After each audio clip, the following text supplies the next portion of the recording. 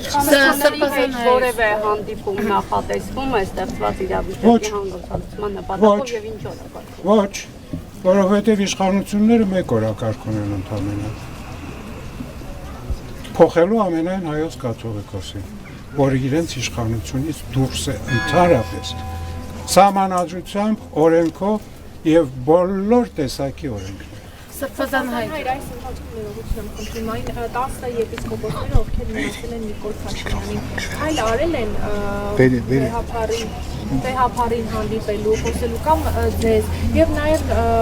ներքին գործերի նախարարը հայտարարեց որ բարձրաստիճան հոգեվորականները եւ ոչ միայն դիմել են իրենց նշելով որ իրենց կյանքի վտանգ է սպառնում այդ իսկ պատճառով է որ ԱԱԾ-ականները ոստիկանները իրենց անվտանգությունն են հսկում մենակ ձեր անվտանգությանը վտանգ սպառնում Ոչ, իմ անվտանգությանը չի սպառնում,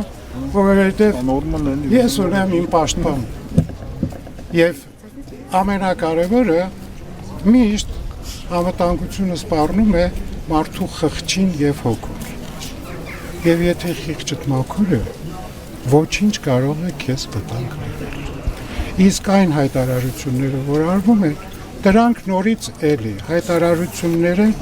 պաշտպանելու համար իրենց քաղաքական թիմի օրակարգի իրականացման։ Սրբազան հայր, եպիսկոպոսատ ժողովը ասացի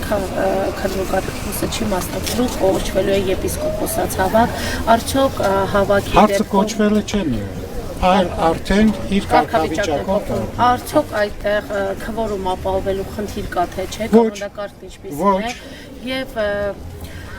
ժողովում որոշում կայացվելու էր թե ոչ հավաքի դեպքում կայացվում է որոշում թե ոչ եթե որոշում հավաքի դեպքում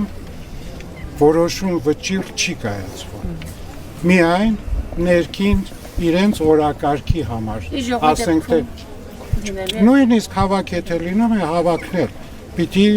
ինչ որ օրակարգ ներկայացնի եւ այդ օրակարգը բնականաբար բոլորի հավանությամբ եթե լինում է դա կարող են կոչել որոշում, բայց